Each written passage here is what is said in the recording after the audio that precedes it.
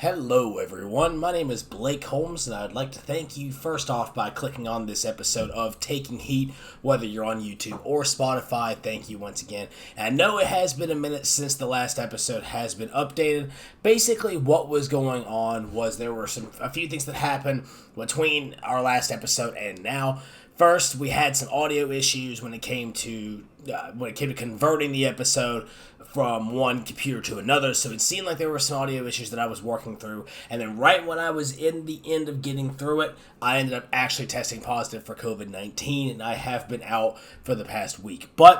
So this episode is a little bit older. Obviously, it's about a week and a half old, but we just wanted to go ahead and get this one up since we did miss that week. Again, we do apologize for the delay as far as that goes. Just a lot of things happening at once.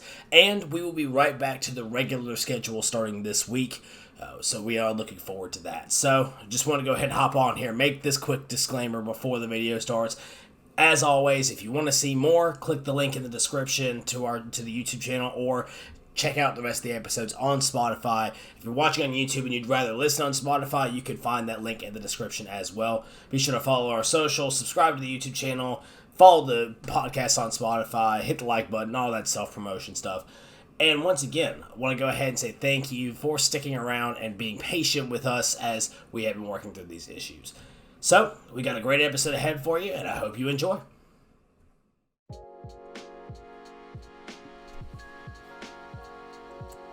Hello everybody, welcome into episode 7 of Taking Heat. Hard to believe we're already 7 episodes in. My name is Blake Holmes, and I'm joined here tonight by my panelists, co-hosts, whatever you want to call them, Cameron Woolwine, Logan Porter, and a very special guest this week, Trevor Tidwell, former Roll Retreat baseball player with myself back in high school. I just realized we never did like a background on all of our sports pasts in the first episode. We probably should do that at some point, but regardless, you know our voices. Like I said, you've had us for 7 episodes now, so we are excited to get back and get it going. We are talking this week on the worst sports calls in sports history. Now, I want to go ahead and start this episode with a caveat and a preface by saying 3 out of the 4 of us have experience as umpires and referees in other sports. We know how hard it is. And Trevor, of course, again, you've played sports, you've seen it in the past, how hard of a job it is to be an official at the highest level. So the main takeaway from this episode should not be that we are dunking on officials and saying that they have, that they need to be better and that they are, that they're dumb for this. That is by far the case. It's one of the hardest jobs in sports to do, and we are just highlighting those moments that was pretty obvious. It should have went the other way, but again, officiating, a very hard job. Big respect to all the major league umpires, all the professional referees in any sport as far as that goes.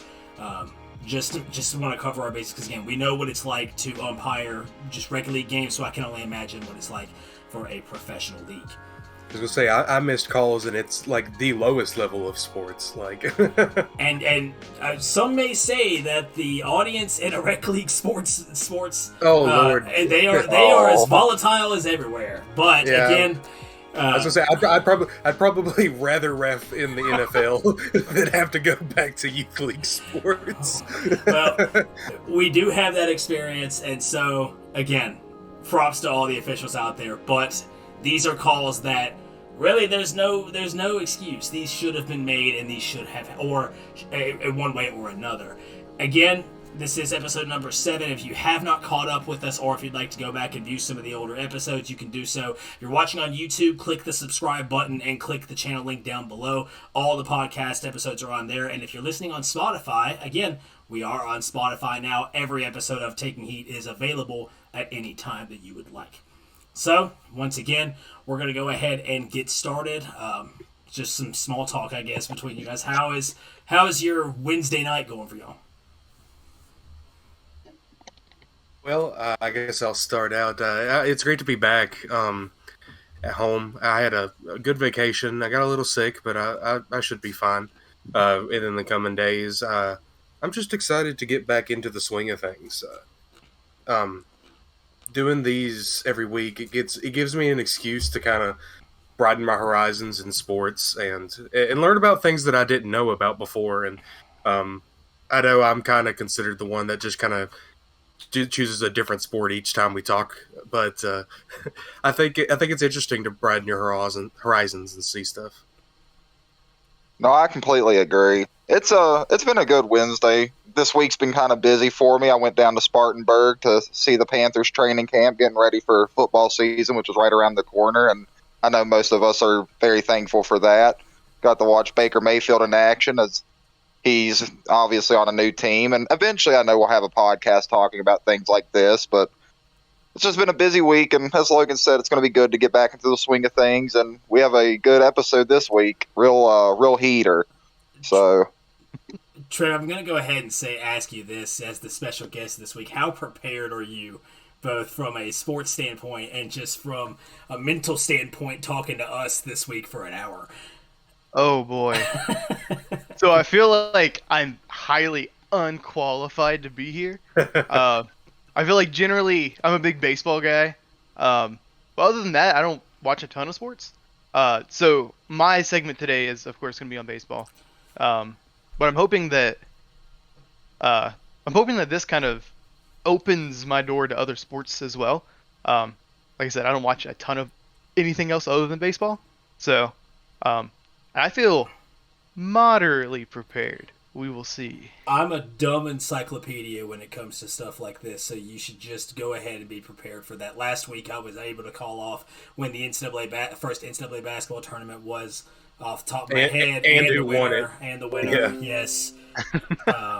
So, stupid stuff like that, but we are going to go ahead and get started, and I hope that we can help broaden your horizons as well. So, as always, for those of you watching on the YouTube channel, you may see on the right side, I do have the wheel up that has myself, Logan, and Cam's name. I have one ahead, and since Trev is the guest of the week, I have went ahead and put him at the end, so that give him the opportunity to go and go after everybody else. So, myself, Logan, and Cam on the wheel. Again, for Spotify listeners, it is on the right side of the screen.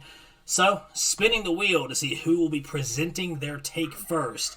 It will be myself. So, I will be leading us off and going from there. So, to set the scene a little bit, again, I talked about this a couple of episodes ago, how it seems like intentionally or unintentionally, there seem to be themes coming up with everybody here. So, like, the perfect example is myself again. I don't, Trev, you talked about how you're basically just a baseball fan. I am I am a fan of a ton of different sports, but my mind always seems to go to baseball. And it has been this is episode 7, I believe about 4 out of the 6 or some number like that have been about baseball for me. And that's not going to change tonight. And again, I don't want to harp on officials too much, but it seems like there are more missed calls in sports in baseball strictly because of the amount of responsibility that is put on an umpire. It's not so much, when you're in NBA. The other thing as well is in the NBA, the action is consistently going. It's going all the time. In the NFL, there are a ton of different officials at that point. And the blame gets shifted among them. But with this one, with baseball, and in this case, the most you'll have, I believe, in playoff games, they will have 9 umpires, so they'll have 7 umpires, and they'll have a first base umpire, a second base umpire, a third base umpire, home plate umpire, and then on the baselines. They may have one there, but at most of the time, especially at the professional level, you have 4 umpires. So fewer umpires, and again, you have so much responsibility. Everything that happens within a game is reliant on you and the decisions you make as an umpire. And the difference is as well, of course, this is the same with every official, every single sport. You only get to see it once unless there's some sort of replay review. And in baseball, that makes it it's harder than in other sports because things, 1, happen so fast, and 2, because things happen by such a slim margin of error. It is so hard, and again, we all have experience. Trevor, you played first base. The 3 of us, we've umpired as well. It is so hard to tell in some scenarios who got to first base first. Was it the throw or was it the runner? Was it you're sliding into home? Did he beat the slide? Did he not? Things like that, a ball that's just the slightest millimeter off the plate, you call it a strike or do you call it a ball? It's one of those things that's just, there's so many things, so many factors that go into it. This is a very long-winded way of saying that this is going to be about baseball, and it's a very notorious call in baseball history. So to set the scene, we have to go back 12 years ago to June 2nd, 2010. This is a baseball game, a regular season game. When I was deciding which one to do, I had a couple in mind too. I was thinking about whether or not I wanted to go with, it wasn't a bad call, it was the worst call because of the moment. You know, a moment where it just seems like this should happen. You need to get this call right. In the World Series and whatever it is. Or did I want to go with the call that was just the most egregious? A perfect example that I can think of was Todd Helton for the Colorado Rockies. Is thrown to first base, and he is a clear 3 feet off the bag, not even close to it as the first base, and they call the runner out anyways when he catches it.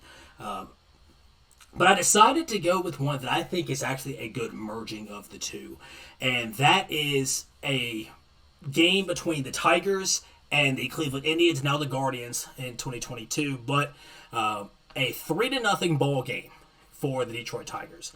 At first glance, there's not much about this game that really jumps off the page. There's not one that you look at the box score, you look at just the score in general, you're thinking, okay, well, how could this have possibly gone wrong? Well, what if I told you it wasn't the result of the game for who won it, but based on it changed the significance historically of this game for forever. Armando Galarraga is the starting pitcher for the Detroit Tigers, and he has a perfect game going through 9 innings and 2 outs. So 9 and 2/3 of an inning, 8 and 2/3 innings.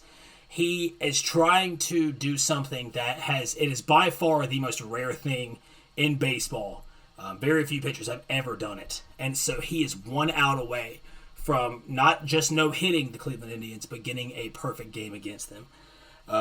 Batter hits a slow dribbler out to first base. Miguel Cabrera comes up to field it, and when he does, Galarraga does exactly what he is supposed to as a pitcher, leaves the mound, comes and covers first base. The throw is made, and the throw is there. Galarraga makes the catch, foot on the bag, a full step before the base runner. The entire crowd, it's in Detroit, the entire crowd erupts. Miguel Cabrera starts jumping up and down, cheering for his teammate. The entire Tigers team just starts going berserk.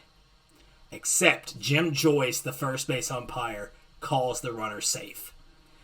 And for those of you that are unfamiliar out there with how a perfect game works, again, it's a little bit different. A no-hitter is when you have no base hits in a game, but you got a base runner on. So you have a walk, you have an error, a hit by pitch, something along those lines.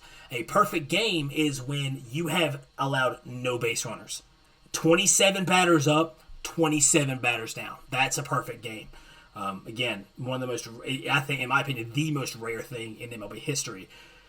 Not only does that play take away the perfect game, but it also takes away the no-hitter because that's classified as an infield single, a base hit, taking away Galarraga's perfect game bid and no-hit bid, all in one egregious call.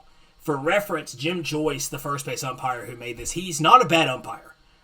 He's not the best in MLB, but he's not on the same level as names like Angel Hernandez and Joe West was. He is very much a middle-of-the-road umpire. He knew he made the mistake at the end of the game because when he went and talked to Galarraga after, he was actually crying and apologizing profusely because he figured out and he knew what he had done wrong. Again, not to say, these things happen, and Galarraga was super cool with it. He was saying at the end of the game, nobody's perfect. As fun, I don't know if there was a pun intended with that, but nobody's perfect, and it's just one of those things to where Galarraga was a lot cooler with it than some may have thought. But to put into reference of how rare a perfect game is, there have been over the entire course of Major League Baseball, there have been 23 total perfect games in Major League Baseball history.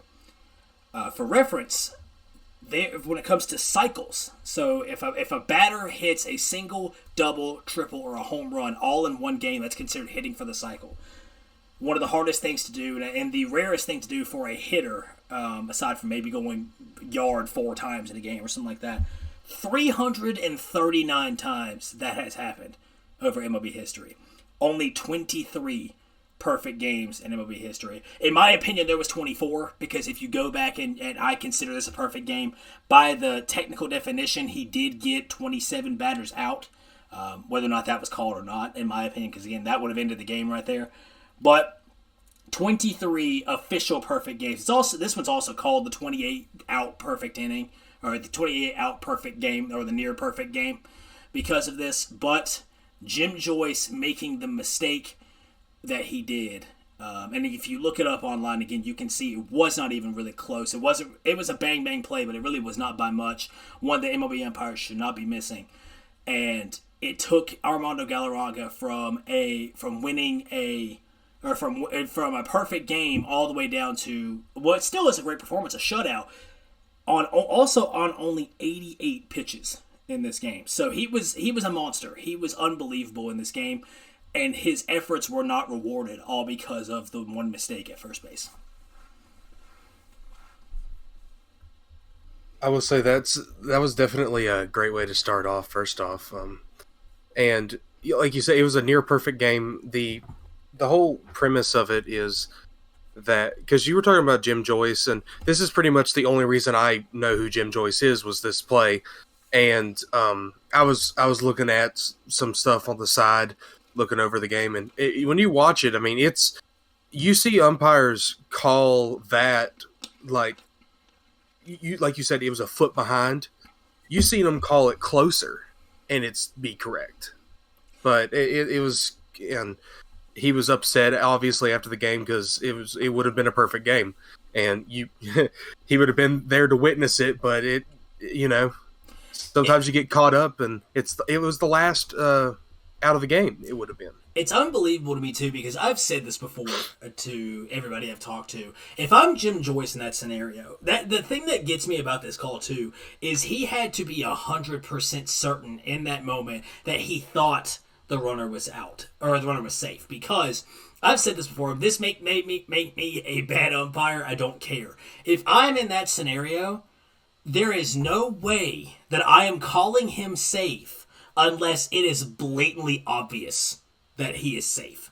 Because what's going to happen if you got that call wrong and he was out, and you called him out when he was safe by half a step or a quarter of a step? The worst thing is you're going to draw the ire from some angry Cleveland fans for maybe a couple of days. And then at that point, again, the perfect game gets an asterisk put on it. And I see a lot of people try to say, like, well, I wouldn't do that because theoretically the Indians still had a chance in that game. They had no offense. They were still down 3-0. It wasn't like it was a 1-run game where just a bloop single would have been perfect for them. They still had to get more base runners on with 2 outs to go. If I'm Jim Joyce, and again, maybe he thinks differently than I do, but if I'm in that scenario, he has to be blatantly safe for me to not call him out at that point. So the fact that he went and still called him safe, even when that situation is going on, he literally took away one of the rarest things, and again, in my opinion, the rarest thing in MLB history, a perfect game, because of, I'm not sure what he saw, but again, it's not close. Yeah, so question for you, Blake. Mm-hmm. You said, I actually saw a clip of this like earlier this week before you asked me to be on. I just thought it was kind of appropriate. But you said this was in 2010, correct? That is correct. They introduced video reviewing in 2008. Is that right? So they did, but it was not a coach's challenge. A coach could not go out. And that's what's frustrating about this, too, is, this day and age and this age of MLB baseball, that doesn't happen. This doesn't happen. Coaches challenge it. It gets reviewed. It's done. The replay review was the way it was really used.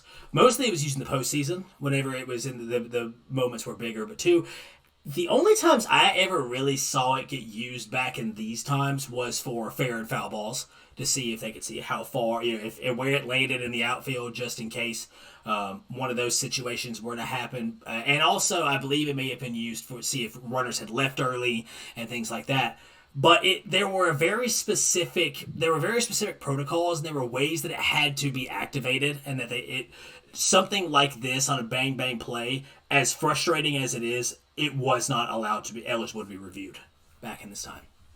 Okay, that makes sense. It just kind of sucked that they introduced like the video replay stuff, but not for this purpose at that point. This was I feel like a call like this should have been the entire reason that it existed. I mean, that's why it exists in the NFL, is so coaches have the ability to say, hey, not even say, hey, I think you're wrong. I just, hey, can you take a second look at this? Because exactly. Again, if this happened in today's MLB, where coaches have the ability to challenge calls, and challenges exist in every sport these days. You go back, you look at the NBA. The coaches get one challenge per game that they can use towards the end of a game. NFL gets two. MLB gets it until they lose a challenge, so then they can't lose anymore. Soccer has VAR as well. I mean, there is, or football, if that's how you say it. Again, it's frustrating because I feel like this is one of those situations to where the MLB learned from their mistake, and that's why the replay is the way it is. I think this played a bigger part in it than they wanted to lead us on to believe. But exactly, one of the most frustrating things about this call is in this day and age of MLB, this doesn't happen. Cam, any other arguments or questions? Going to mention, I'd not heard about this before, but I was just going to mention the fact that all these leagues are trying to change the replay and like challenging. Like, I feel like the challenging in each sport has changed a little bit, especially in recent years, just because of missed calls like these. Like, obviously the NFL has seen a change in how they do challenges and like what they're able to review. Same way with NBA and what they're able to challenge. So I just feel like, obviously you chose a really great one to start off on, but I think this is a good segment in general because we're going to be speaking about games that honestly probably have changed how these leagues have done replaying and how they have done challenges from a coach's point of view. So that's just something I wanted to mention is the significance, the impact that these games have on their sports cannot be understated. Again, these are just monumental moments in officiating, changing the way we look at some calls, all the way down from basketball, baseball, football, whatever it is. Every sport has replay to be able to change plays like this. So, unless I have any other counter arguments or questions, I can spin the wheel between Logan and Cam to see who goes second. I think I've said all I needed to say. All right, I've spun the wheel, and it will be Cam who is presenting his take next. So, Cam, go ahead. The floor is yours. Alrighty, I'm going to kind of continue what I was just talking about by speaking on the championship game between the Rams and the Saints. This is a notorious no call for a pass interference that honestly changed how the review systems worked in the NFL. So, for some backstory, 2019 Rams-Saints championship game. Winner of this game goes to the Super Bowl. They're playing in Mercedes-Benz Stadium, which is in New Orleans. 2020 ball game in the fourth quarter. Minute and a half left. Drew Brees is on the 13-yard line. Running back out of the backfield. Runs a route. Gets absolutely demolished before he even has a chance to catch the ball. This stadium was going absolutely insane. I watched this game live, just to preface this. He gets absolutely laid out. It's Tommy Lee Lewis gets tackled by Nicole Roby-Coleman, and this call, not being called, eventually forces the Saints to have to take a field goal, which it puts them up 23-20. Rams come down the field, kick a field goal, send it to overtime, with the Rams eventually winning in overtime, advancing to the Super Bowl. Now, the reason I'm talking about this is because this is one of the most obvious missed calls in NFL history. I mean, there's not even a debate. the player who even did it said after the game that it was a pass interference. Sean Payton, coach of the Saints, came out, pretty much said it was a pass interference, which is odd because normally coaches don't really speak on things like that. I mean, obviously they'll occasionally mention like a missed call or something like that, but for him just to come straight out and be like, yes, this is a missed call, this is something the league needs to look at. And obviously Roger Goodell eventually had to speak on it because, I mean, sports world was going crazy. If you all haven't seen it, I would definitely recommend watching this play. I mean, it was ridiculous watching, and obviously Saints fans are had bad luck in the playoffs with officiating, so this just continued that trend. I definitely say, because I remember watching it when it happened, and a lot of the times, like when there's like a pass interference call, and you see it, like sometimes it's not as obvious, and so you think, oh, well, you know, maybe he just didn't see it or something like that. But I mean, it's astonishing to believe that there was no way that wouldn't have been seen.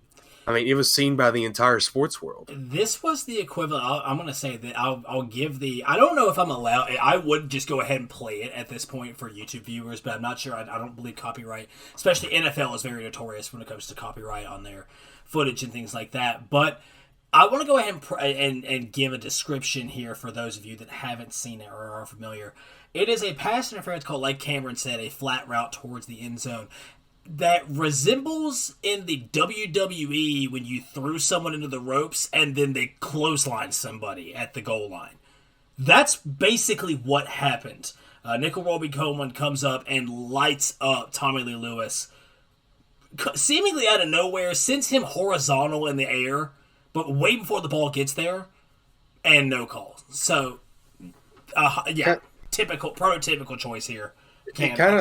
Kind of like in like old cartoons when they'd have the cane around the neck and they'd pull them off stage, like, or when they'd get hit by a board and they'd be full on horizontal in the horizontal. air. I mean, this is a great choice because exactly like you said, it's blatantly obvious at all times that Tommy Lee Lewis gets absolutely destroyed on this play and there's no call. And obviously there are countless calls in NFL history we could choose, but this is one I think is more recent, and obviously, like, the ball wasn't even close. I mean, every replay you watch, the ball's still midair when he's getting tackled. It's just one of those calls where you're kind of just wondering what the refs were looking at. I mean, obviously, like we had mentioned before, we're not going to sit here and bad talk refs because we understand that these are challenging calls to make, but at the same time, a call like this being missed, it kind of makes you wonder something was obviously missed. And like I said, this is a game that eventually would cause the NFL to have to look into pass interference calls. They tried to implement like a rule system to get pass interference calls reviewable, but they had tried it, but they didn't officially put into like action. They did allow teams to challenge pass interference for a season, and I think what they found out was, you know, pass interference is one of those calls. It's kind of the same thing to me between a block and a charge in basketball, where unless it's blatantly obvious they missed it, an official is not going to go against it because they could find ways to define that they were right in one way. Obviously, it makes the officials look not good if they have to change calls. And I think the other thing, too, that bothers me about this one that I really like, I really like that you brought up this topic because a lot of people want to say it wasn't that big of a deal in the end because the Saints still got points in the drive, and they had a chance because I believe they got the ball first in overtime in that game. But this is one of those situations, I am one of the biggest believers that a missed call is not the only reason a team loses a game. Sure, it could be one of the main reasons, but there are certain situations. In basketball, there's shots that you missed that you could have made. In football, there were loss of yards on a play that would have potentially gotten you a first down. Things like that. This is one of the few exceptions to where not only does this missed call set up the Saints because they have to lose the down, incomplete pass, a first down, the pass interference call would have been a first down. It would have put them right at the goal line. It would have basically meant a touchdown. Now, was there enough time for the Rams to go down and get a touchdown of their own and still go to the Super Bowl? Absolutely. But NFC Championship game, this is to go to the Super Bowl, and not only do you not give this team the advantage they deserve because of the penalty, but you actually end up being a detriment to them because they have to lose the down and take the field goal, which ultimately led to the overtime loss.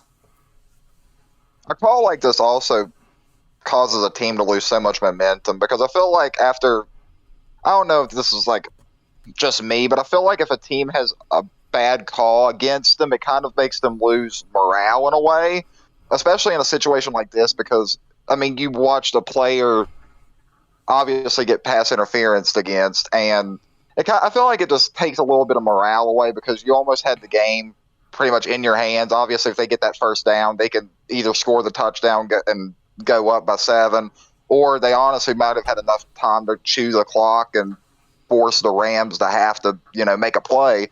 But after seeing that, I mean, like you said, I don't agree. Like, I don't think that this play alone caused the Saints to lose this game.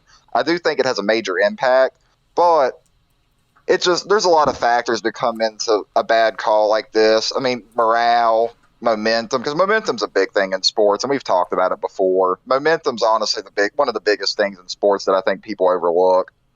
The fact that people believe momentum doesn't exist blows my mind. Trevor, you can kind of speak on this too because we both played on the baseball team back in high school. Whenever an ump gave you a call at the plate that you did not think was right, and it happened in our area, it kind of made you feel defeated because you felt like you really didn't. There was nothing you could do to avoid it.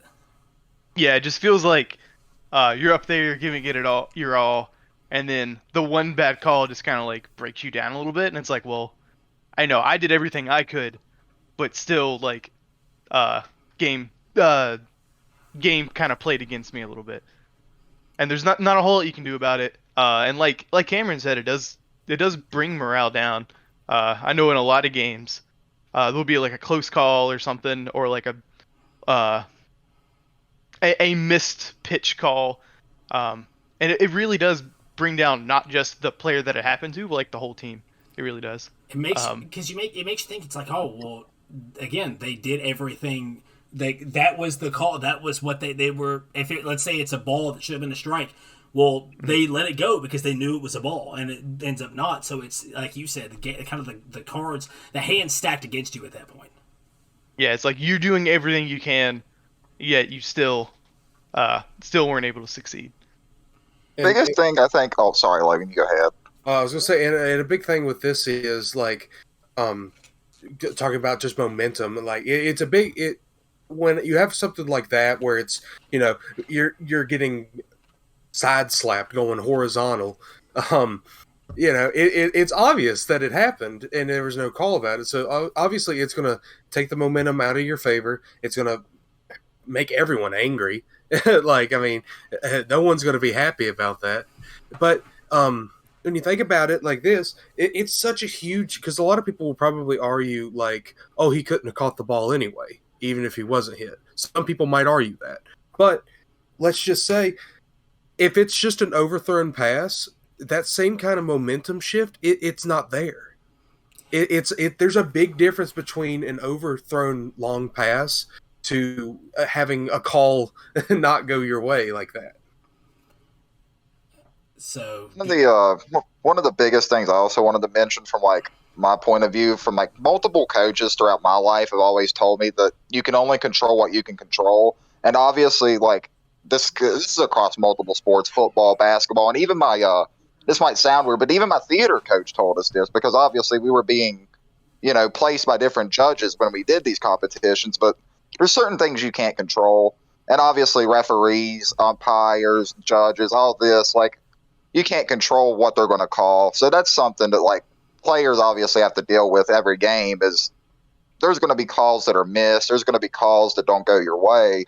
It's just being able, I guess, to get over it in a way. I know it sounds kind of like straightforward and blunt, but I guess you just got to try and play through the missed calls. And obviously, this is just one that really kind of did determine the outcome of the game to an extent. One of the most famous moments in NFL history as of recent years, by far. Anybody else have any other comments or questions for Cam before we move on? I think that was a good one to bring up, as it's still pretty fresh in everyone's minds after. I mean, because it's still quoted today especially by Saints fans. Saints fans tried to get a clause in the rule book for Goodell to basically become God and replay the game, and I mean there was a lot of protests going on during that time. So. They really did want to replay that game. They were trying. Really good one. So I make this joke every single episode, but I've spun the wheel again, and it landed on Logan. Logan, you were the only name on the wheel at this point. So it landed on you, and the floor is yours.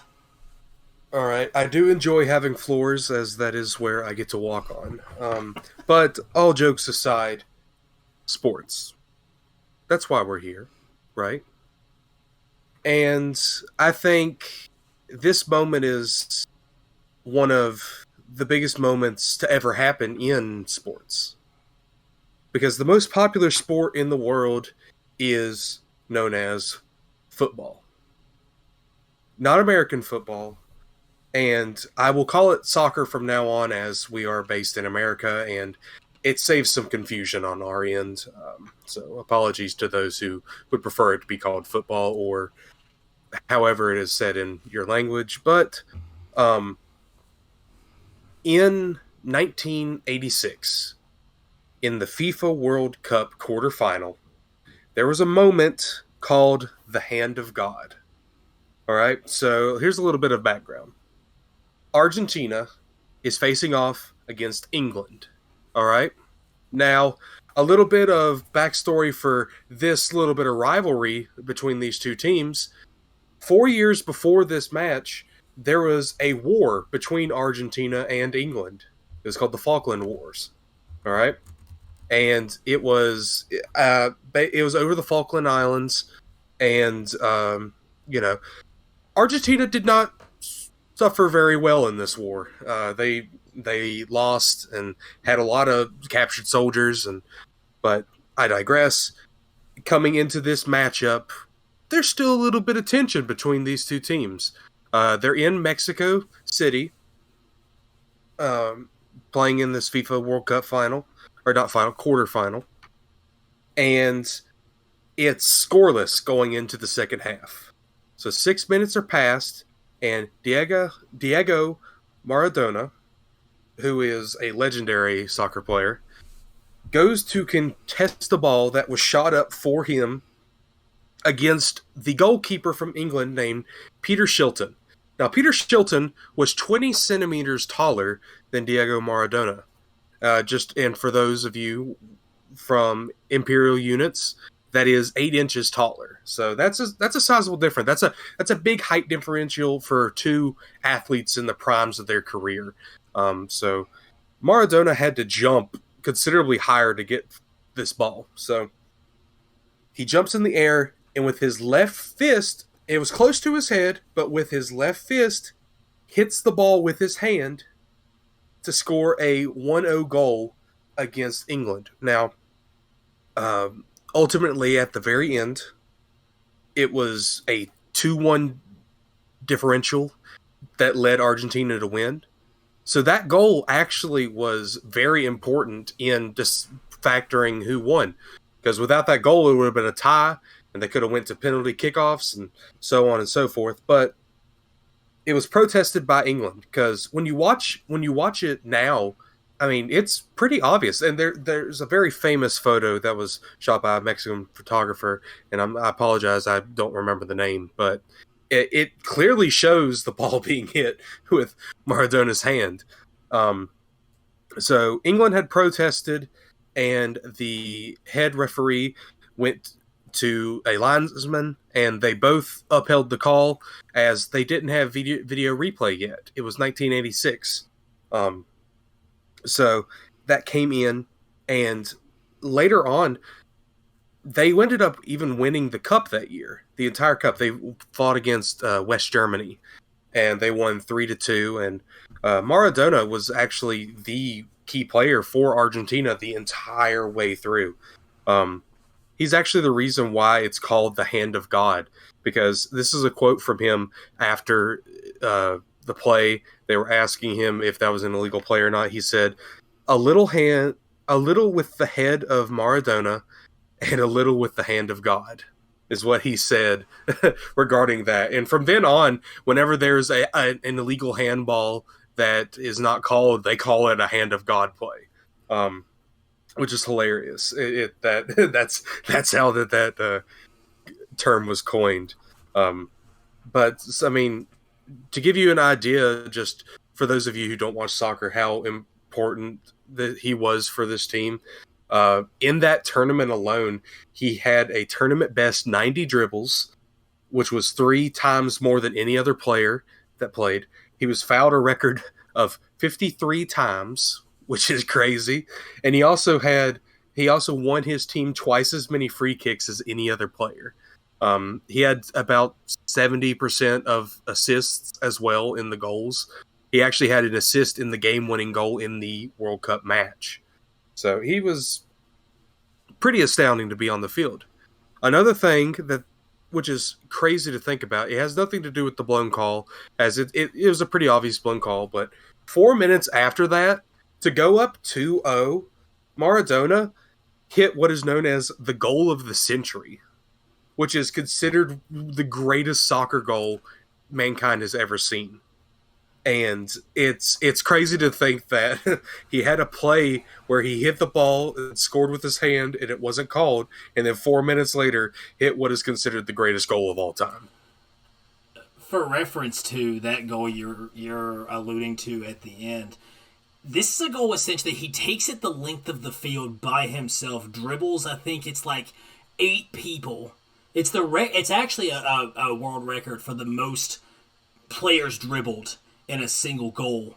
And for those of you who are wondering how important Maradona was, I would say he was.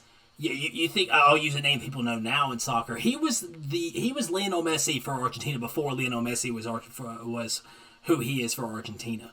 This was a guy who carried him, and like you said, Logan, this is another example of if this goal happened in soccer, and if it happened in 2022. Where we are now, it doesn't happen. The replay will show it's very obvious this happened. But because of the time that it happened, exactly. I mean, it was something to where it couldn't be overturned. And, again, it's such a boss move as well by Maradona to just go ahead. May he rest in peace, by the way. For him to, at the end of the game, basically admit in an interview, yeah, I punched that ball into the net. Yeah, in 2005, he said, "Yeah, it did not hit my head at all." Another thing, you reminded me. You're talking about Lionel Messi. There was actually a quote, and at the time, one of the greatest to ever play was Pele, and the quote was, this was for an article. It said, "No other player, not even Pele in 1958 or Paolo Rossi in 1982 had dominated a single competition in the way Maradona did in Mexico."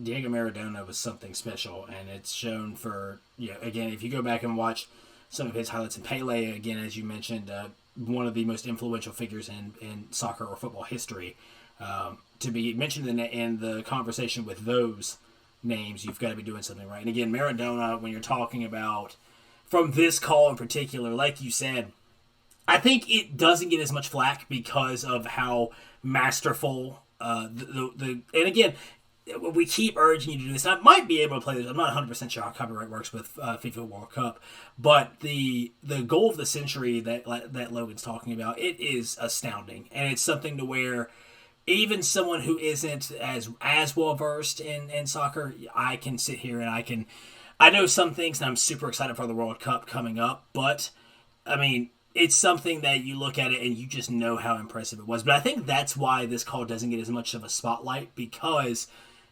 in theory, like, people want to remember that goal. But like you said, this had a very tangible effect on the game because Argentina won by 1. This could, after if it was tied, it would go to extra time, and then it may go to penalty kicks if this goal does not happen. So, again, another example of a call tangibly affecting the result of a game. Ooh, so I have a question. Yes. I guess it's for basically anybody. I don't watch a whole lot of soccer, and I understand 1986. There's no like video replay review process or anything. If I were to watch World Cup soccer this year, 2022, is there any sort of like replay capability and refs looking at replay possibly overturning a call? And if so, what are those parameters to make that happen? So I'm not 100% sure about the parameters, but they have this system called the video assistant referee, and to my understanding, it's probably pretty much similar to in football. With they have a little screen, and you go and you look under the screen, and they can replay multiple different angles, and so on and so forth. I imagine a lot of replay is like through offside calls or who touched the ball, so on and so forth. So I'll add on to that as well. To my knowledge, coaches cannot challenge through VAR. It has to be it's similar to how in the NFL you've got what's called the booth challenge, and it's someone who is out of the stadium, not a referee, but they're watching this game from on camera, and they see something and they say, okay, we need to review this. We need to look at this. It's kind of similar to that, and like Logan alluded to, it's the main things it's used for are, one, offside calls to see what ends up, if it was offsides, if it was on time, was this run on time, and the other thing as well is to see if the ball crosses the goal line, because the difference too is, and it can be used, I believe, for things like handballs, things like that, but the main thing is in soccer, it's not like football. Yeah, American football. American football, if the ball crosses the goal line at all, doesn't matter if it makes it all the way across, doesn't matter if it's just the nose, if any part of that football is above the line, it's touchdown. In soccer, the entire ball has to be over the goal line for it to count as a goal. So that's what VAR is mainly used for, that and offsides, but it can be used for things like handball, although to my knowledge, coaches cannot initiate challenges with it. So It says the procedure, there are 4 categories for decisions that can be reviewed, and those are goals, no goals, which I believe this one could have been VAR'd, as it resulted in a goal. And so penalty and no penalty, direct red card, and or mistaken identity in yellow or red cards. And yeah, so the main thing you were talking about, if it's a penalty or not, they look and they see, because on a soccer field, or you have the 2 boxes in front of the goals. What that is if a foul is committed of any intensity within those boxes, it's a penalty kick for the other team. So they'll do it, see if the foul was committed in there. And then, like Logan said, I equate the red card thing to targeting in the NCAA football, where they look and they see, is a challenge if you slide. If you slide and you get none of the ball and you just completely sweep a player's leg, they're going to look at the review and they're going to say, okay, was he going for the ball? Was he trying to make a defensive play and it just didn't work that way? Or was he just trying to sweep the leg? Was he just trying to kick him? And if there is intent, red card is pulled and the player is sent off. If there isn't, most of the time it's just a yellow card they play on. So, would y'all like to hear another fact about this game that actually has surfaced recently? Go for it. Yeah. So, May 4th, 2022.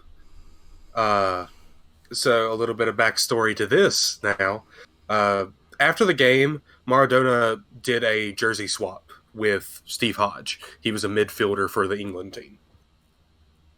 He sold that jersey in auction May 4th, 2022. And he set a world record for a piece of sports memorabilia, as in for price. He sold it for £7,100,000, which in American dollars equals about $8,660,000. Wow. It's crazy to think. I mean, and you think people will pay a bunch of money for that. They'll pay a bunch of money for baseball cards, just in general. I mean, sports memorabilia, it fetches a pretty penny, and that's something that I've learned over the years with things like the T206 Honus Wagner card. Really, any kind of home run balls in the MLB. It's crazy how much people will spend for sports memorabilia.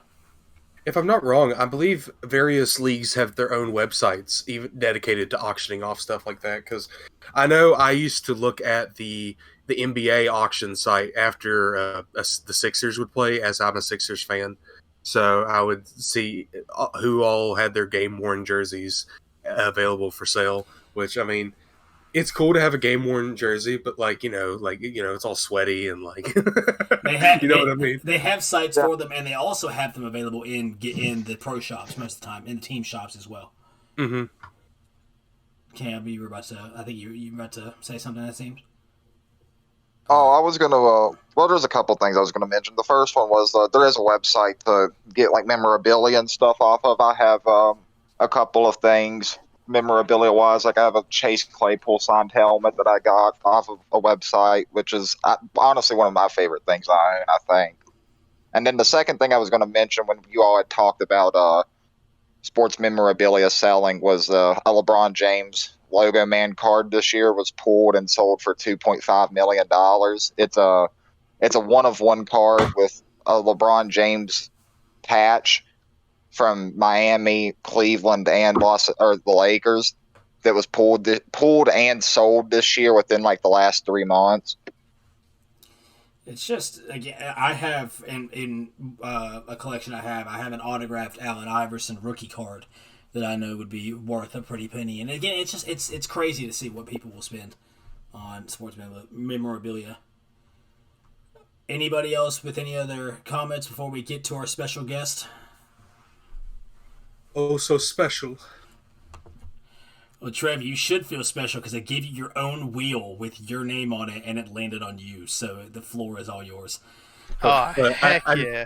I just want to ask real quick, did you make that wheel while we were talking, or did you have it prepared already? So, it was the exact same wheel I already had, but I just changed the names, and I took the names away, just put Trev's name on there.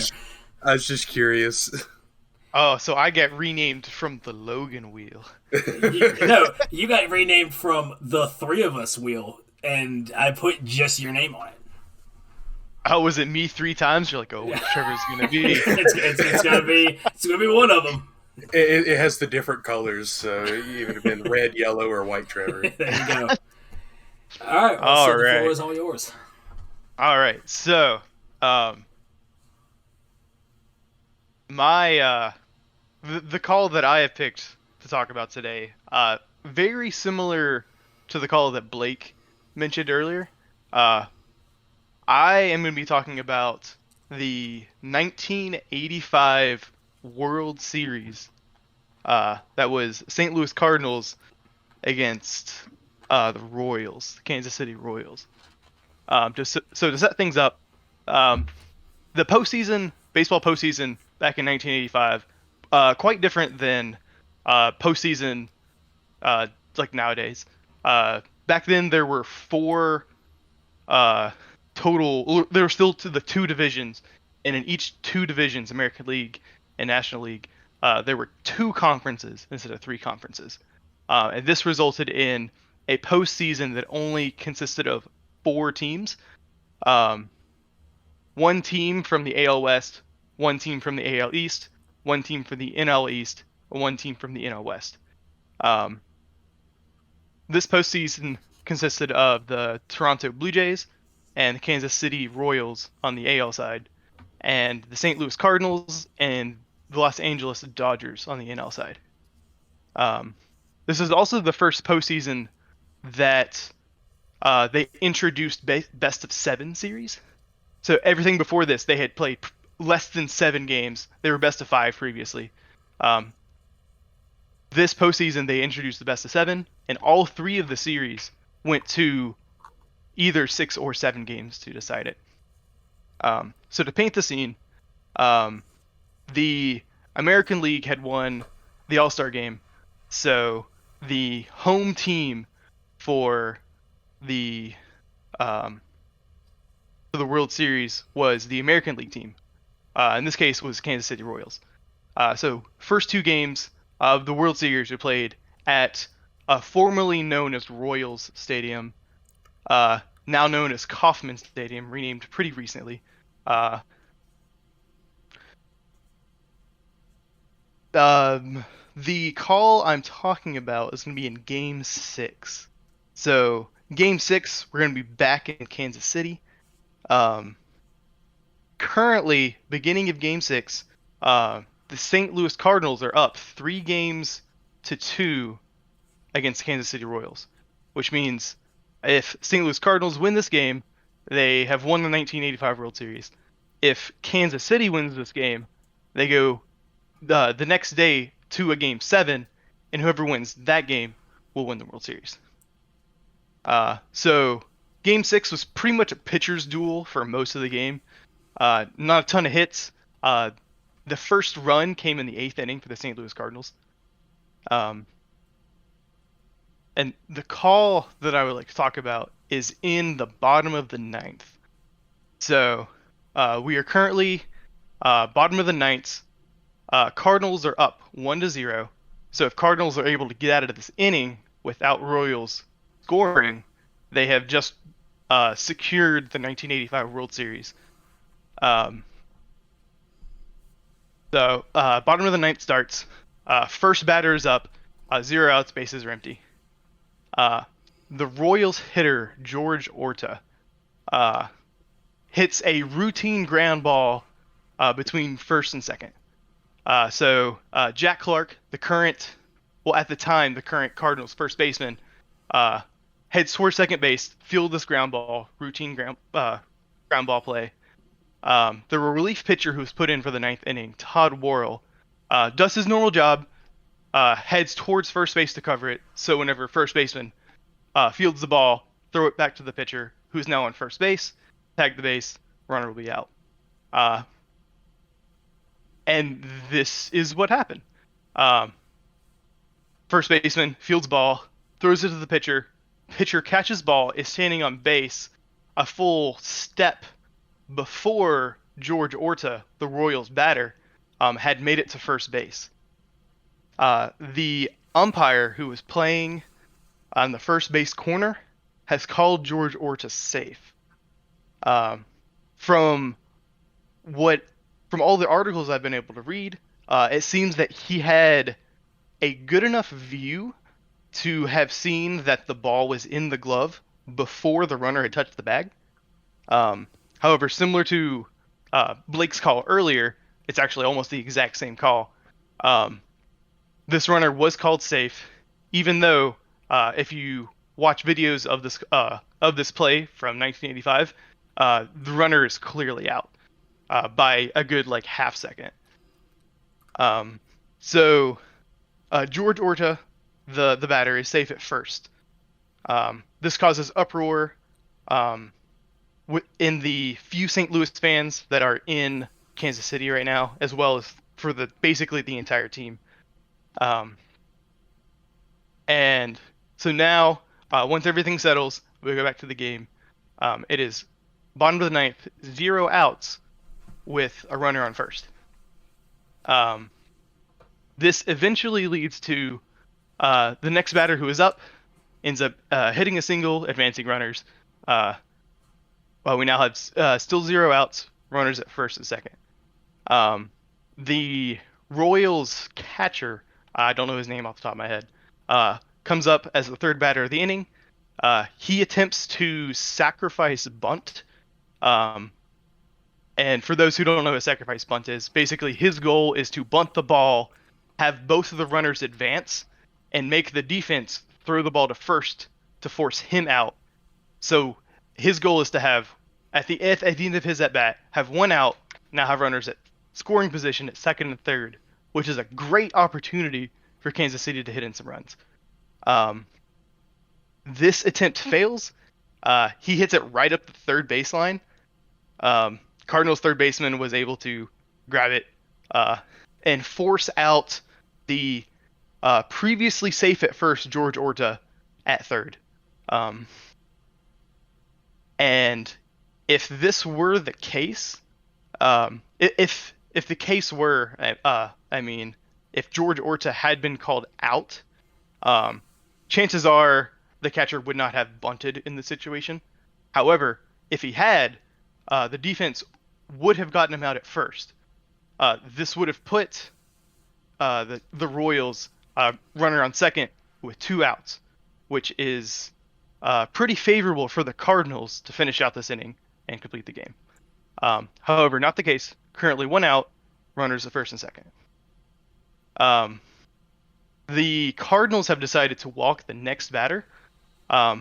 This puts in a routine ground ball play all across the diamond. So bases loaded, 1 out, force out at all the bases. So basically, no matter where the balls goes, you can try to turn a double play, which is also pretty favorable for the Cards. Pretty strategic move. However, the next batter that comes up is able to hit a shallow ball to right field. The right fielder was able to field it, throw it towards home. The runner who was at third has already scored, and the runner who was at second was rounding third. Pretty close play at home. However, the runner was able to beat out the throw. This scores 2 runs for the Kansas City Royals, which means Kansas City Royals have just walked off Game 6 of the World Series 2-1, putting the World Series tied 3-3. This means Game 7 was played the next day. Kansas City Royals end up winning Game 7. This call, I don't believe, directly caused St. Louis to lose this World Series. And similar to what Blake said earlier, you can't really boil down an entire game on one call that an official has. Because there were many other points in the game that St. Louis could have scored, or if the right fielder was able to get that ball in quicker, they could have gotten the out at home, leaving it 1-1 with 2 outs, most likely pushing into over innings. But yeah, if this call was correct, there is a good chance that St. Louis would have finished out the 9th inning of this game and won the 1985 World Series. I feel like this one isn't as big, I guess, as rules go. It doesn't like progress any rules. So like Blake, yours was because of your call, it kind of introduced the review system into baseball for basically all outs that you could do. Cameron, your call where the pass interference didn't happen, that made such a big uproar that fans tried to change rules and such. This one didn't really have that effect. It did, however, there's a very good chance that this call cost St. Louis their, in 1985, what would have been their 10th World Series championship. I want to go ahead and start off by saying I think this is one of the forgotten calls in MLB history because, again, a lot of people immediately go to Galarraga. They go to calls like that. But the thing about this one that makes it so different, too, and you were talking just now, you were saying how if the runner had been called, if Orta gets called safe at first, or gets called out at first, I should say, and the catcher comes up, he probably wouldn't bunt. Well, the important thing to note, too, is pitchers pitch entirely different with a runner on first compared to if they have no runners on. So not only if it was the case of he had the runner on first with one out, he would have pitched differently. But if he also had no runners on with one out, he would have pitched to that for the runner on first completely differently as well. So it's one of those things to where it completely changes up strategy. It completely changes, and I've seen it several times. The play you're talking about, the umpire is directly on top of the bag. There really should not have been any choice at first. Because if I'm not mistaken, I believe the ump at first tried to say that he beat the throw, and then he tried to say that the pitcher had stepped off the bag, that he wasn't on the bag. It's just confusion all around. And I also think this play gets overshadowed a little bit as you and I were messaging a little bit off the air earlier whenever I thought, I got confused because I was thinking of 1986 with the Red Sox and the Mets with the Bill Buckner play. That wasn't a missed call, it was just an error. But that, I think, it gets overlooked because it's in that same time frame. When you talk about mid-'80s, that's the play that people go to.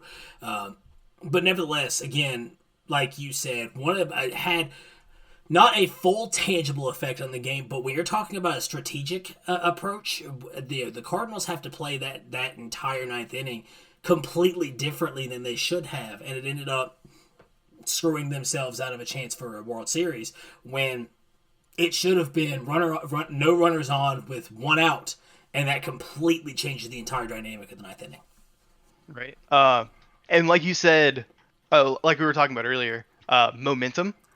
So Cardinals going into this last inning, we're feeling pretty good. If they can keep up pitching and they keep up defense, then they've just won the World Series 1985.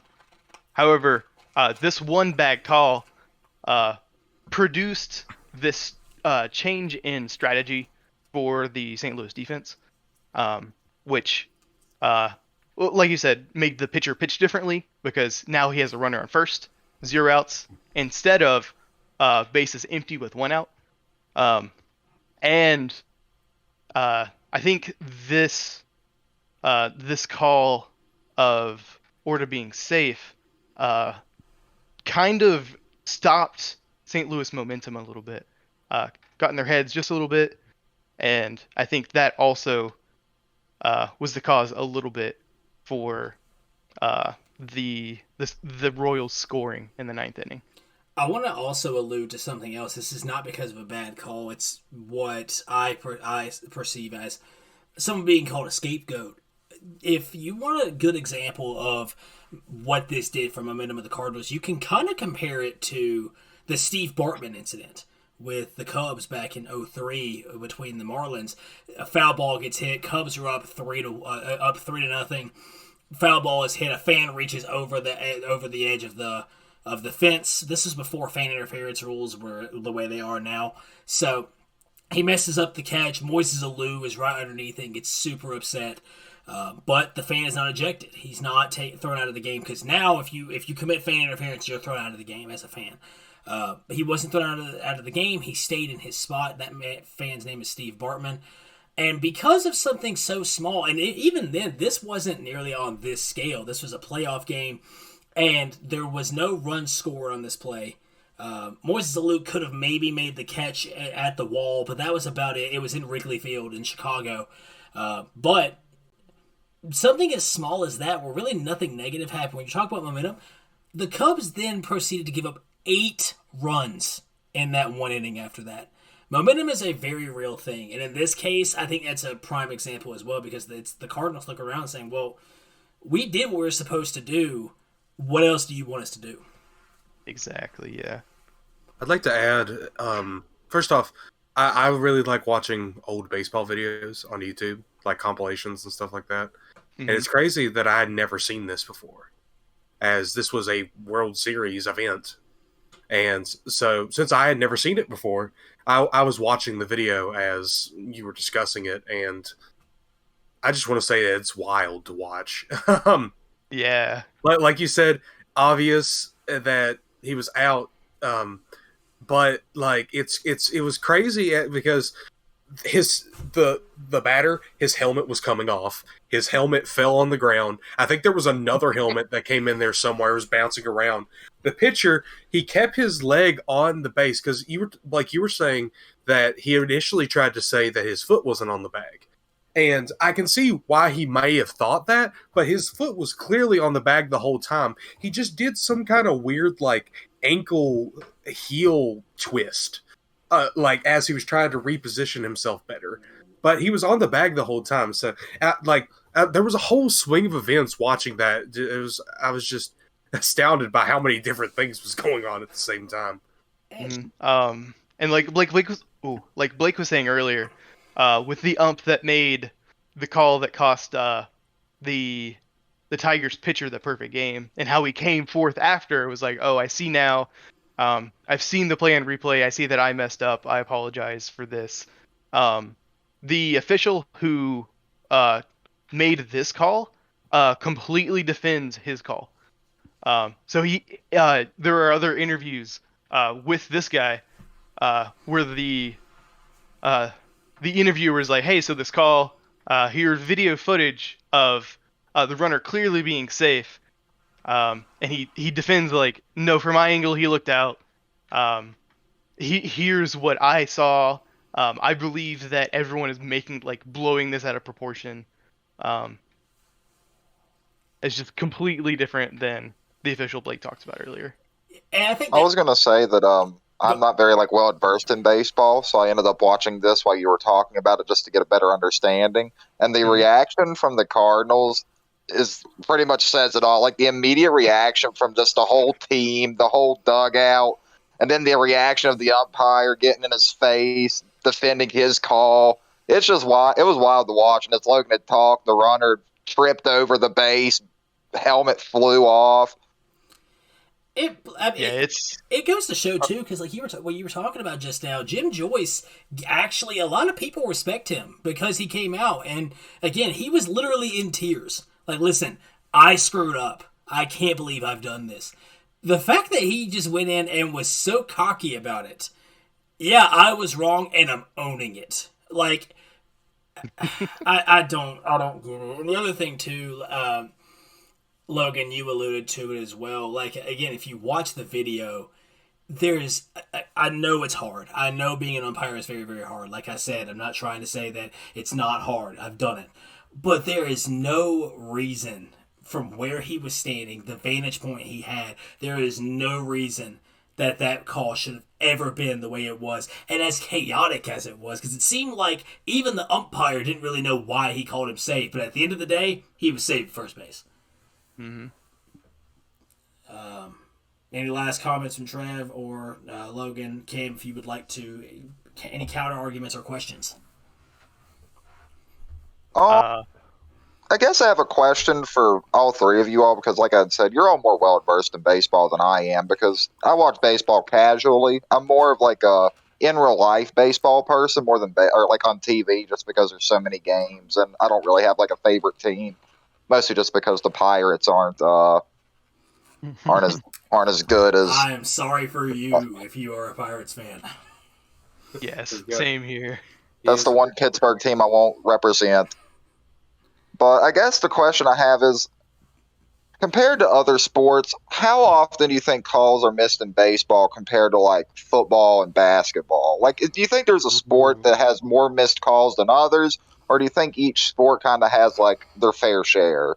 So I think this is kind of a loaded question, because in baseball there are so many calls. That's what I was gonna say. There are each team plays 162 games just in the regular season, and in each of those games, there is a call technically for every pitch, and a major league game will have between like 180 and 300 pitches or so, and then every play that happens, there will be a call of some sort. So I think just by sheer number of calls, baseball's going to have the most missed calls.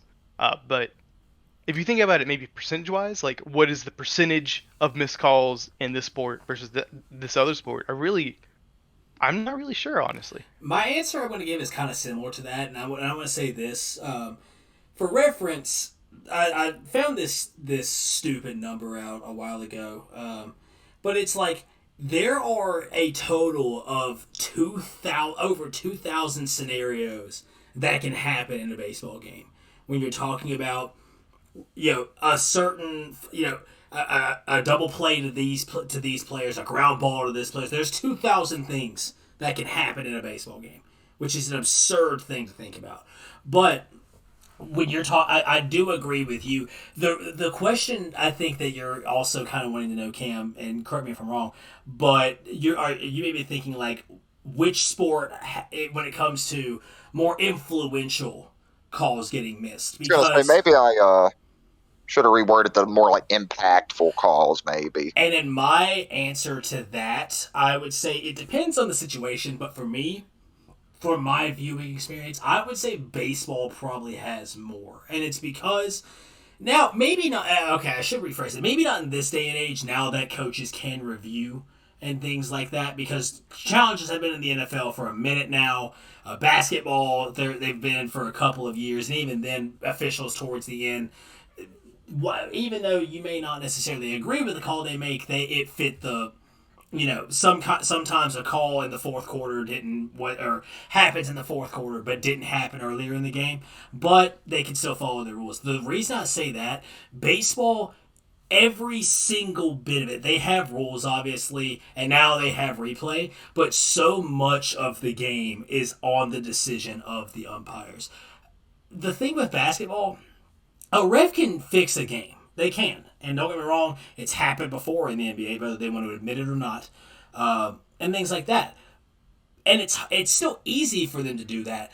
But if one team is just supernova and making every shot, there's not much a ref can do that can change the outcome of the game. With a baseball game, unless a team is going out and pimping home runs every single first pitch and things like that, an umpire has so much control over the game. And I'm not saying they're fixing games, but it's very easy to have a lapse of judgment and miss a call in baseball because of how much responsibility you have, and therefore it is much more impactful than a football game or a basketball game, at least in my point of view.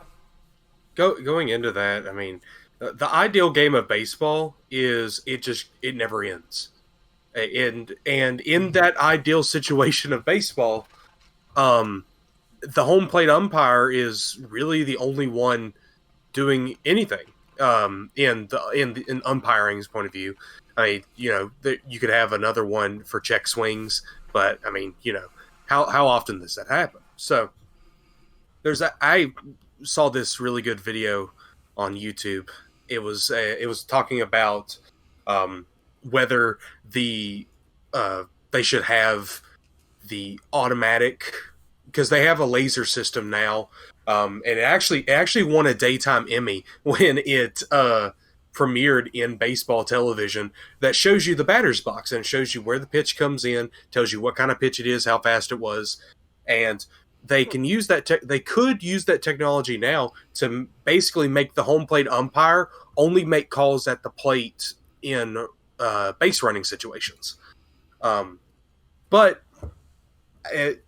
it's a hard thing to do. First off, the union doesn't want to do that, and I kind of tend to agree with that. I think I like having the different abilities of that. It takes away, like, a lot of people be like, oh, it takes away from baseball, stuff like that. But whatever. There's a Twitter account that after each game, it'll give you a grade sheet and it'll show you how an umpire calls each game. You could see where they have missed calls based on their batter's box, but and that's how it's seen. A lot of batter's boxes tend to look more outside than inside, and so on and so forth. But it definitely does have a difference between each home plate umpire. Robot umpires have been a thing that people have been talking about doing for a while, and if there's not many people that are kind of in the middle of that. You either have the people who are all about it because they want the calls to be 100% correct. They want it to just completely get rid of bad calls in general. But then you also have the side who is entrenched in saying, we want the human error. The human error is what makes baseball baseball. We like the way it is. And kind of like what you were alluding to there, Logan, it's one of those things to where people have been kind of discussing this for a while, and I think to answer your question, Cam, that kind of shows that more impactful missed calls happen in baseball. Not because the officials are that much worse, the umpires are worse, but the fact that there's just so much responsibility on them and so many things, like Trevor was alluding to, so many situations that can happen in baseball and so many things and so many games that you're bound to slip up at some point. Trev, any other comments before we get to voting? I think that's all for me. All right, so with that being said, we're going to go ahead and send in your votes. So the three of you, if I could have you send me a Snapchat message with your vote in it. I have this time I have all four of our names on a wheel, so we're all together here on this wheel. I will be spinning it. Whoever it lands on, I will reveal their vote. And just for transparency, again, on YouTube, people can see. I've decided to start doing this because I realized I hadn't been doing that the past couple weeks. I'm going to be writing my vote down right here next to me, so you can see right here that I am writing it down, just so that way there is no accusations from there. So I'd like to see a conspiracy theory say that you write down each of our names on a sheet of paper and you switch between them. Every single one, yeah. Yeah, when you decide. I mute up and you hear, so that way you don't hear the bunch of tearing I have to do. Yeah. Okay, so I have each vote here right now. So spinning the wheel and revealing the first vote, it will be Trev. So Trev, I will be revealing your vote. Trevor has decided to vote on episode 7 for myself. Trev, can you explain your reasoning and why you picked Galarraga's perfect game? Yeah, so I think, like you said, this call was so impactful. Not for like a championship or anything like that, but just because a perfect game is one of the hardest things that you can do in sports. It really is. Like you said, there's been under 30 perfect games ever recorded. And this call was just so impactful that it cost a pitcher this amazing thing that he could put on his record that he has done in sports. And I feel like also with the introduction in baseball of the video review system a couple years prior that had not been implemented for these types of plays, I think that this one, not this one particularly, but this is such a big reason that they extended it out to plays at bases and not just fair and foul balls and such like that. And it introduced, I guess it introduced the challenge rule in its most used sense nowadays. Most teams challenge plays at whatever base it could be. And I think that just because this call was so impactful for that pitcher, not able to getting a perfect game, and we still see the repercussions of this nowadays, I think that the one that you brought up was the most impactful in the sport. For reference, 23 perfect games since 1880. That goes back, we're talking at this point over 150 years ago, over 140 years ago, and there's only been 23 in existence. So, like you said, think about how many games of baseball are played each season. I could definitely figure that out for you. It would be over 218,400 games. There have been 23. Insane. And that times roughly 140, there have been 23 perfect games. It's unbelievable. I mean, and again, like you said, to have that taken away from you over something that should not have happened is just crazy. So, one vote for myself as I go ahead and spin the wheel to see whose vote will be revealed next. It's close. It will be me. So, as you can see on YouTube, and you may be able to hear on Spotify, I am tearing the paper that has my vote on it. I did not write it in reverse, but before I reveal it, I want to go ahead and give a couple of prefaces here. Everybody here, again, like I talked about last week, they're getting very, very hard to choose from. Logan with the Hand of God, Cam with the Saints and Rams, Trevor with the Cardinals and Royals. These are things that I like so many things individually. You know, Cam, I like the fact that this is a more recent one. This is something that changed a lot in the state of the NFL that we know it in this day and age. Logan, I like the fact that this is something in the world, and in the biggest sporting event in the world, you know, Super Bowl on a yearly basis, but the World Cup is a different beast.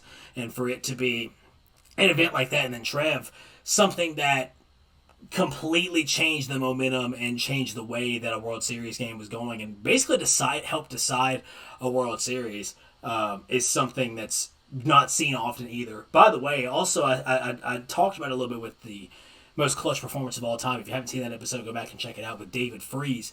But kind of dumb how playoff systems worked back in the day, where the home field team got the last 2 or 3 games. I believe it was when it was 7 games, it was the last 3 games it was the last 2 games at home, and it just didn't make any sense. So, yeah, exactly. And I think that's something that people don't realize with that call too, is it's something where not only would it screw over the Cards from not winning in Game 6, but it made them have to go on the road in a hostile Game 7. So I really like the nuances with that take as well. But at the end of the day, I have to pick one. And my vote goes to... It's backwards on the camera, but it's Cam. Cam, I liked the vote. I liked it a lot because this is one, again, I think it checks every box.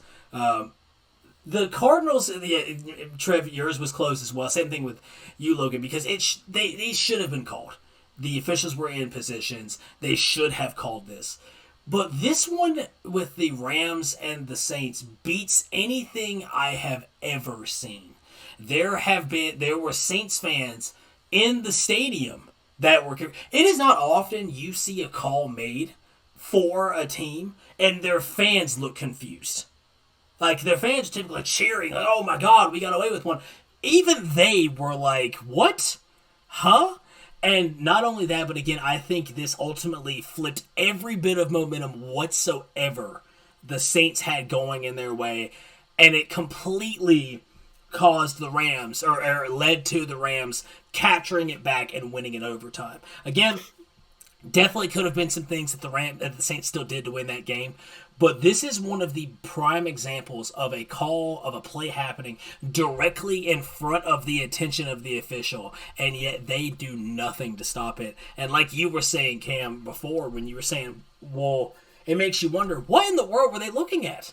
If this is not a pass interference call, what in the world were they looking at? Close second in this was you, Trev, and I'll tell you the entire reason it separated from Logan was because the tidbit of the umpire not relinquishing that he had messed up the call, because to me that means he was wrong twice, is unbelievable. But again, from a standpoint of the way we view the NFL now, and just from how egregious it was, Cam gets my vote for this call. Up next, revealing their vote, it will be Cam. So 1 vote for myself and 1 vote for Cam. The vote for Cam goes to Logan. Cam, why'd you choose the Hand of God? And just explain your reasoning. I'm choosing Logan's just sort of similar for the reason that you chose mine. I feel like it checks every box, and I feel like if you search on YouTube like a highlight of missed calls in sports history, the chances of you seeing the Hand of God goal are honestly over 100%.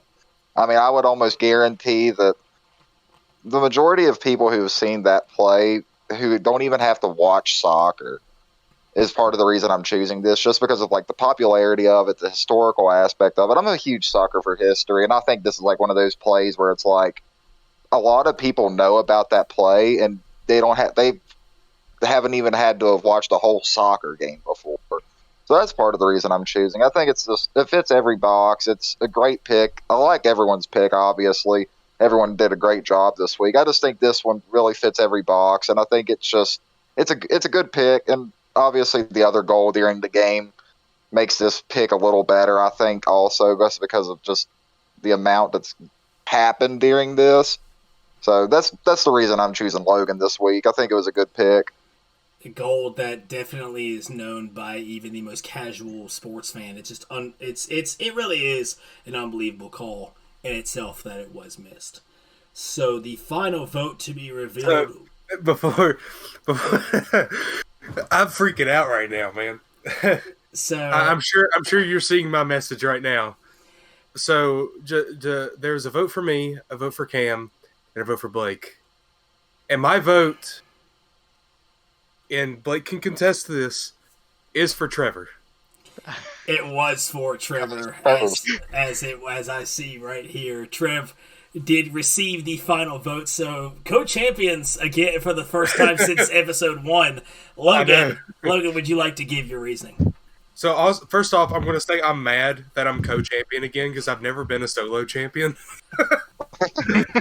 This is the second time I've been co-champions, though, so I guess it means something. But I will say the reason I picked Trevor was because I do enjoy baseball, and recently I've gotten a lot more into it. And when I watch this play, like I said before, there's so much going on, but even though that's the case, it's crazy to think that it wasn't called. And, you know, I had seen the almost perfect game before, and that hurts a lot, as, you know, that was a perfect game taken away. And in the case of the Saints, you know, I mean, you know, they lost that playoff game, arguably because of that call. And you know, like I said before, we're not going to say that that's the whole reason. There are other reasons why that happened, but the Rams didn't even end up winning the Super Bowl after that. So it's not like, you know, anything crazy. But I digress. I think that it's crazy that happened in a World Series game, and you know, I hadn't heard about it. It's almost like it's starting to die out. Yeah, so I think because I'm sorry.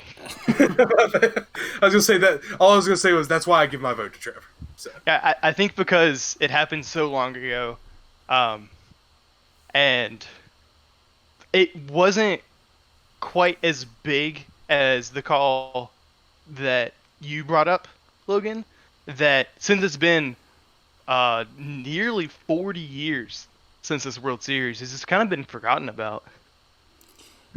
And again, like I alluded to, it's right around the same times as the Bill Buckner play, like the Kirk Gibson home run. Like there's a lot of moments in this period of time. Also pointing out, Logan, it's important to mention that the Rams, after beating the Saints, did not win the Super Bowl. In fact, they played in one of the most boring Super Bowls in a long time. Maybe only bested it, or I should say, lesser. The only Super Bowl that was lesser was the Broncos. Was the Broncos and the Seahawks, in which the Broncos just got just demolished. But this was the Rams went on to play in the Super Bowl. They lost Tom Brady and the Patriots 13-3 in the Super Bowl. And I think that's part of the reason too why so many Saints fans hold on to this so much. One, again, they have an absolute every right to, but two, it's hard to argue the Saints had a legitimate shot, especially if the Patriots played the way they did in the Super Bowl against New Orleans as well. New Orleans had every chance to win the Super Bowl that year, but the Rams, they beat them in the Superdome, and they go and they put up one of the worst offensive performances in Super Bowl history. But you know, it is what it is, and like you said, Trev, it's a forgotten moment in MLB history, but very, very, very big impact on the series that not as many people look at whenever you're talking about famous World Series in the past. But for the first time, we have a 4-way tie amongst all of us. We had, again, like Logan alluded to in episode 1, we had co-champions. Myself and Logan took home that episode. Spoiler alert if you haven't seen the first episode. But this week, this is something that is unprecedented. It's never, and the entire reason, again, we do the voting style because I did not want people to vote, based off of who everybody else was voting for. That's exactly what happened. I had written down Cam votes for Logan votes for Trevor, and Trevor votes for myself. So we're all winners.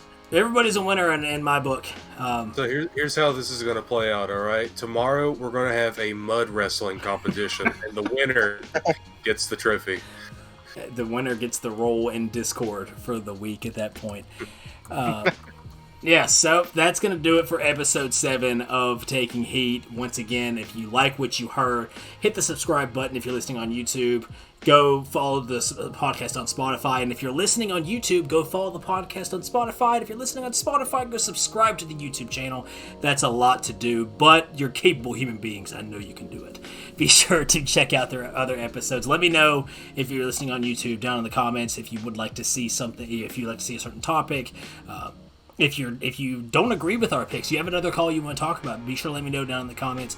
And you can also reach out to us. Our social media links are down in the description as well, so you can reach out on there and tell us what you think about the podcast, if you'd like to see us do something differently or not. Again, co-champions for the first time since week 1, and really the only time this has ever happened with 4. So we will figure out who is going to come up with the topic, and we'll figure that out in the next episode. But a good episode nonetheless. Anybody else have any other comments before we send it off? None for me. We will see you tomorrow night. And we will see you tomorrow night. Joe Buck, that pleases the Cardinals fan, Trevor, here in the call. I love 2011 World Series. And so, with that being said, again, thank you for listening to Taking Heat. My name is Blake Holmes, and alongside Cameron Woolwine, Trevor Tidwell, and Logan Porter, we've had a great time here tonight, and I hope you enjoy listening to the podcast. And taking that line, we will see you next week. Have a great week.